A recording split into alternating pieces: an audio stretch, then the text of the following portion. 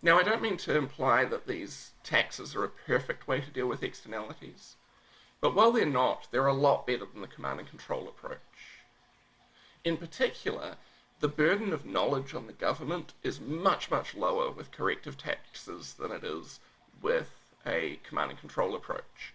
We no longer need to know the demand curve or the supply curve. The only thing that we need to know is how to move the supply curve so it matches the true cost curve, the marginal social cost curve.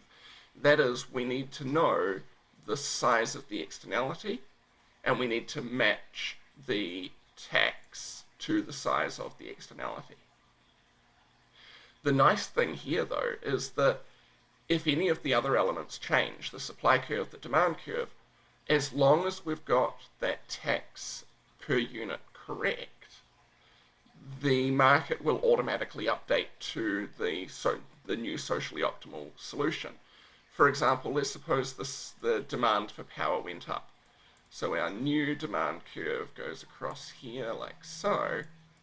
The new socially optimal solution is that one, but that will also be the solution with tax. We'll get this as our tax revenue now, this block in here, and we'll achieve the the socially optimal level of output.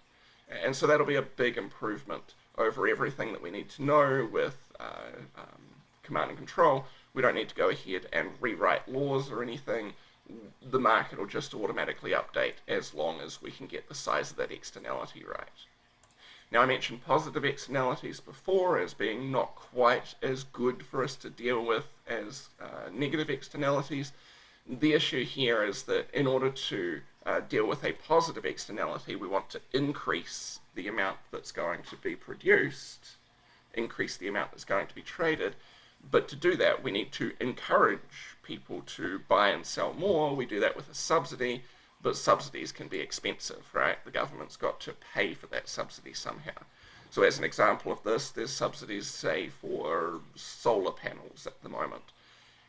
And while that's probably something that we do want to encourage, it's expensive to do so. We have to give people a tax break in order to encourage them to install those solar panels.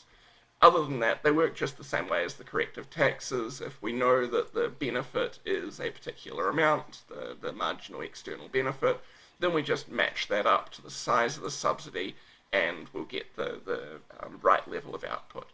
There isn't a double dividend this time, as I mentioned before, because we have to pay for the subsidy rather than being able to use the tax money in some other market.